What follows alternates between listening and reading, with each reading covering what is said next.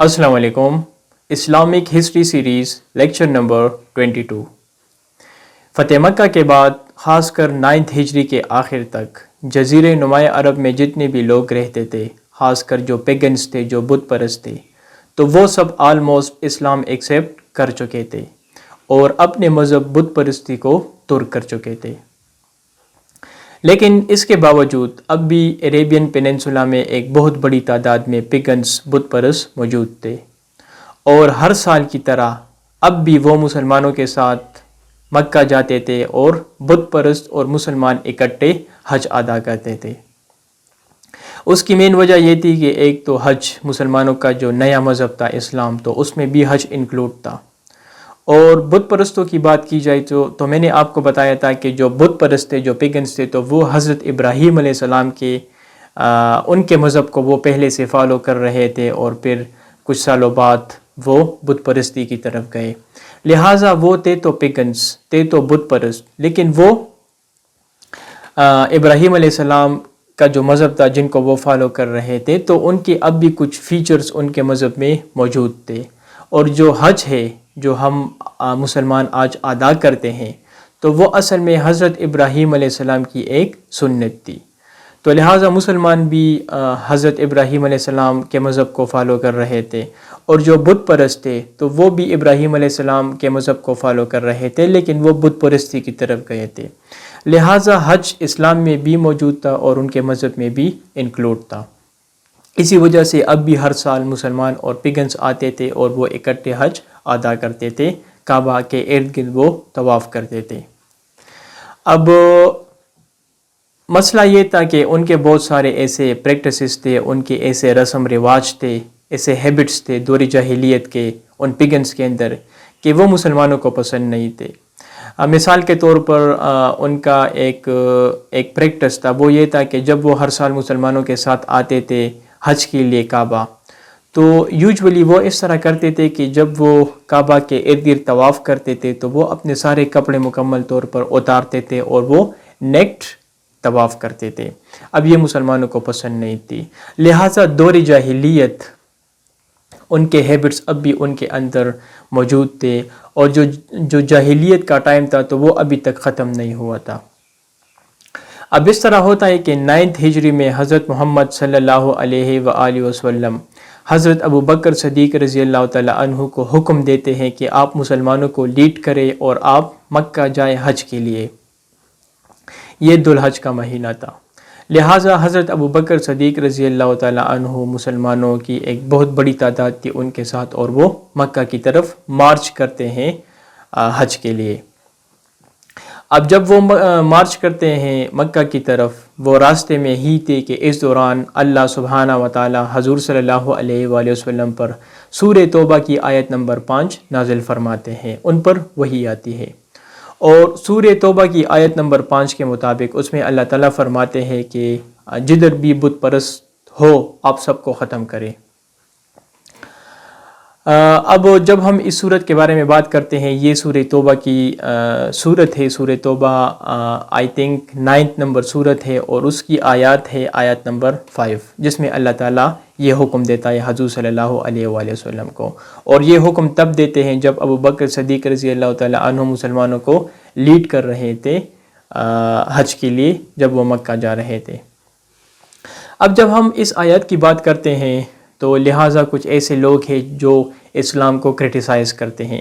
اس طرح کرٹیسائز کرتے ہیں کیونکہ وہ قرآن شریف سے اس آیت کو اٹھاتے ہیں جو سورہ توبہ کی آیت نمبر 5 ہے، جس میں اللہ تعالیٰ حضور صلی اللہ علیہ وآلہ وسلم کو حکم دیتے ہیں کہ جدھر بھی آپ بت پرست کو دیکھتے ہیں تو اسے آپ ختم کریں. تو لہٰذا وہ کرٹیسائز کرتے ہیں اسلام کو کہ یہ کس قسم کا ایک صورت ہے قرآن شریف میں، اور یہ تو وائلنس کے بارے میں بات ہو رہی ہے، اور یہ تو ہیومن رائٹس کی وائلیشن ہے، ہیومن رائٹس کی جو رائٹس ہے یونیورسل ہیومن رائٹس ڈکلیریشن کے خلاف ہے. تو لہٰذا وہ اس کو اس طرح اس کی انٹرپریٹیشن کرتے ہیں. اب مسئلہ یہ ہے کہ جب ہم قرآن شریف کو پڑھتے ہیں تو ہم ایک آیات کو اٹھاتے ہیں، اور اس آیات کو ہم جب پڑھتے ہیں تو ہم سمجھتے ہیں کہ یہ بات ٹھیک ہے یا بات غلط ہے. قرآن شریف جو ہے وہ ایک ڈس آرڈر میں ہے. ڈس آرڈر مین کہ اس میں جب اللہ تعالیٰ حضور صلی اللہ علیہ وسلم سے کوئی بات کرتے ہیں، کوئی کلام کرتے ہیں، کچھ فرماتے ہیں، تو کچھ آیات ایک جگہ پر ہیں اور کچھ آیات دوسری جگہ پر ہیں۔ قرآن شریف میں ایک ہی صورت ہے سورہ یوسف جو کہ ایک مکمل صورت ہے۔ اس کے علاوہ قرآن شریف کو اگر آپ انڈرسٹینڈ کرنا چاہتے ہیں، اگر قرآن شریف کو آپ صحیح طریقے سے انڈرسٹینڈ کرنا چاہتے ہیں تو قرآن شریف کے جو آیات ہے تو آپ سب سے پہلے جب کوئی آیات آپ پڑھتے ہیں تو سب سے پہلے آپ اس پر ریسرچ کریں کہ یہ آیات کس موقع پر اللہ تعالیٰ نے حضور صلی اللہ علیہ وآلہ وسلم پر نازل فرمائی، اور اس آیات کے پیچھے مین مقصد کیا تھا۔ پھر اس آیات کے ساتھ باقی قرآن شریف کے جو آیات ہے جو اس سے انٹر لنک ہے، اگر آپ ان سب آیات کو ملائیں گے تبھی آپ قرآن شریف کو انڈرسٹینڈ کر سکیں گے۔ لہٰذا لوگ اس طرح کرتے ہیں کہ سورہ توبہ کی یہ والی آیات اٹھاتے ہیں 5 نمبر آیات، اور اس آیت کے ساتھ جو آیت نمبر 4 ہے یا آیت نمبر 6 ہے، اگر آپ آیت نمبر 5 کے ساتھ آیت نمبر 4 اور 6 سورہ توبہ کی لنک نہیں کریں گے اور پھر اس کے بعد آپ ہی اس کو انڈرسٹینڈ کر سکیں گے، ادروائز یہ آپ کو کوئی اور ہی معنی دے گا۔ لہٰذا اللہ تعالیٰ اس میں یہ نہیں فرماتے کہ آپ جدھر بھی بت پرست کو دیکھتے ہیں تو آپ انہیں ختم کریں۔ آج بھی کچھ لوگ اس طرح کرتے ہیں کہ اس آیات کو اٹھاتے ہیں اور کہتے ہیں کہ چونکہ یہ کنٹریز والے اور یہ کنٹریز والے یہ بت پرستی کو فالو کرتے ہیں تو لہٰذا اگر آپ انہیں کل کریں گے، آپ انہیں ماریں گے، ختم کریں گے تو یہ جو ہے اسلام جو ہے اس کا حکم دیتا ہے۔ اور پاکستان میں بھی اس قسم کے آپ کو اگزامپل ملیں گے، مندروں کو توڑا جاتا ہے، بتوں کو توڑا جاتا ہے، تو لہٰذا یہ حضور صلی اللہ علیہ وآلہ وسلم کی ٹیچنگ نہیں تھے۔ اب آتے ہیں اس آیات کی طرف۔ اس آیات میں اللہ تعالیٰ سورہ 5 میں فرماتے ہیں کہ جدھر بھی آپ بت پرست کو دیکھتے ہیں تو آپ بت پرست کو ختم کریں۔ اب جب اس آیت کے ساتھ آپ آیت نمبر 4 اور 6 جوڑیں گے اور پھر اس کو ریڈ کریں گے تو اللہ تعالیٰ اس میں حضور صلی اللہ علیہ وآلہ وسلم کو فرماتے ہیں کہ وہ بت پرست جو آپ کے ساتھ ٹریٹی میں نہیں ہے، جو آپ کے خلاف بغاوت کر رہے ہیں، جو آپ کے خلاف باقی لوگوں کو سپورٹ کر رہے ہیں اور وہ آپ کو سنتے نہیں ہیں، آپ کے دشمن ہیں، تو لہٰذا آپ ان کے خلاف جہاد جاری رکھیں۔ اس کے علاوہ اللہ تعالیٰ ان آیات میں یہ بھی فرماتے ہیں کہ وہ بت پرست، وہ آئیڈولیٹرز جو آپ کے ساتھ ٹریٹی میں ہیں اور وہ آپ کے ساتھ اچھے تعلقات رکھنا چاہتے ہیں، وہ آپ کے خلاف کوئی بغاوت نہیں کر رہے ہیں، وہ آپ کے خلاف کسی کو استعمال نہیں کر رہے ہیں، تو لہٰذا ان کے ساتھ جو ہے آپ معاہدے میں رہ سکتے ہیں اور وہ انہیں آپ کچھ نہ کہیں۔ لہٰذا اس طرح ہوتا ہے کہ حضور صلی اللہ علیہ وآلہ وسلم حضرت علی رضی اللہ تعالیٰ عنہ کو حکم دیتے ہیں کہ آپ اس طرح کریں کہ حضرت ابو بکر صدیق رضی اللہ تعالیٰ عنہ کے پاس جائیں اور ان کو یہ پیغام دے دیں، کیونکہ اللہ تعالیٰ کی طرف سے یہ پیغام تھا ان کو۔ حضرت علی رضی اللہ تعالیٰ عنہ حضرت ابو بکر صدیق رضی اللہ عنہ کے پاس جب جاتے ہیں ان کو اس بارے میں بتاتے ہیں تو حضرت ابو بکر صدیق رضی اللہ تعالیٰ عنہ ان کے بارے میں پھر کوئی انکوائری وغیرہ کرتے ہیں اور ان کو وہ کنفرم کرتے ہیں۔ لہٰذا دونوں کمپینینز جو ہیں اس طرح کرتے ہیں کہ وہ جاتے ہیں مکہ۔ جب مکہ پہنچتے ہیں تو وہاں پر حضرت علی رضی اللہ تعالیٰ عنہ مکہ میں ایک جگہ تھی، ایک اونچی جگہ الجمرہ، اس کا نام ہے الجمرہ، ایک اونچی جگہ تھی، وہاں پر وہ چڑھتے ہیں اور وہ فرماتے ہیں سارے لوگوں کو جو وہاں پر اکٹھے تھے حج کے لیے کہ وہ آئیڈولیٹرز، وہ بت پرست جو آپ کے ساتھ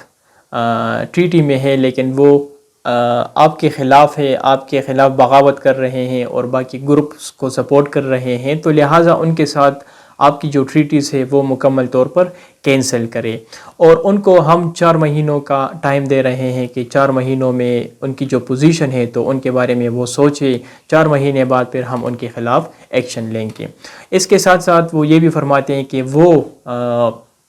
بت پرست، وہ لوگ جو آپ کے ساتھ ٹریٹی میں ہے لیکن وہ آپ کے خلاف کسی کو استعمال نہیں کر رہے ہیں، آپ کے خلاف بغاوت نہیں کر رہے ہیں اور جن سے آپ کو خطرہ نہیں ہے، تو لہٰذا ان کے ساتھ آپ کی جو ٹریٹیز ہے تو وہ ٹریٹیز آپ ایکسپائری ڈیٹ تک وہ ٹریٹی ہوں گی، اور ایکسپائری ڈیٹ کے بعد وہ ٹریٹی پھر آپ رینیو کر سکتے ہیں، اور ہم ان کو ٹائم دیں گے، ان کو ہم مہلت دیں گے، ان کو ہم اسلام کی تعلیمات دیں گے۔ لہٰذا جو قرآن شریف کی جو سورہ توبہ کی آیت نمبر 5 تھی تو وہ صرف ان آئیڈولیٹرز کے لیے تھی، ان بت پرستوں کے لیے تھی جن سے مسلمانوں کو خطرہ تھا، جو مسلمانوں کے خلاف بغاوت کر رہے تھے، جو مسلمانوں کے ساتھ جو تھے وہ ان کے خلاف پلاننگ وغیرہ بنا رہے تھے اور جن سے مسلمانوں کو خطرات لاحق تھی، لہٰذا یہ آیات ان لوگوں کے لیے تھی۔ اس کے علاوہ جو آئیڈولیٹرس تھے، ان کے علاوہ جو جوش تھے وہاں پر مکہ میں یا عربین پیننسولا میں یا جدھر بھی تھے، یا نجران میں جو کرسچن تھے، تو ان کو بھی حضور صلی اللہ علیہ وسلم نے کوئی فورس نہیں کیا تھا اور ان کے ساتھ صرف ٹریٹی کی تھی حضور صلی اللہ علیہ وسلم نے، اور وہ مسلمانوں کو صرف ایک ٹیکس دیتے تھے، جزیہ ٹیکس، جس کے نتیجے میں مسلمان ان کو پروٹیکٹ کرتے تھے اور مسلمان ان کے عبادت خانوں اور ان چیزوں کا خیال رکھتے تھے۔ لہٰذا جوش کا اپنا مذہب تھا، کرسچن کا اپنا مذہب تھا، اور سب کا اپنا ہی مذہب تھا، کیونکہ اللہ تعالیٰ بھی قرآن شریف میں فرماتے ہیں کہ دیر از نو کمپلژن ان قرآن ان اسلام، کہ اسلام میں کوئی جبر نہیں ہے، تو لہٰذا کوئی زور زبردستی کسی پر نہیں تھی۔ لیکن قرآن شریف میں جو صورت ایک اور صورت بھی ہے جس میں اللہ تعالیٰ فرماتے ہیں کہ یہود و نصارہ آپ کے دوست نہیں ہو سکتے۔ اب اس سے مراد یہ نہیں ہے کہ سارے یہود و نصارہ آپ کے دوست نہیں ہو سکتے، اس کو بھی اگر آپ باقی آیات کے ساتھ لنک کریں گے تو آپ کو پتہ لگ جائے گا کہ اللہ تعالیٰ ان یہود اور کرسچن کے بارے میں اس ٹائم بات کر رہے تھے جو مسلمانوں کے ساتھ جنگ میں تھی، اور وہ مسلمانوں کے خلاف ڈیفرنٹ کنسپائریسیز بنا رہے تھے اور جن سے مسلمانوں کو خطرات لاحق تھے۔ اس کو بھی اللہ تعالیٰ جو ہے وہ کلیئر کرتے ہیں قرآن شریف کی باقی صورتوں میں کہ وہ یہود، وہ کرسچنس، وہ عیسائی جو آپ کے ساتھ اچھے تعلقات رکھنا چاہتے ہیں اور جو آپ کے دوست ہیں اور جن سے آپ کو خطرہ نہیں ہے، لہٰذا ان کے ساتھ آپ تعلقات رکھ سکتے ہیں۔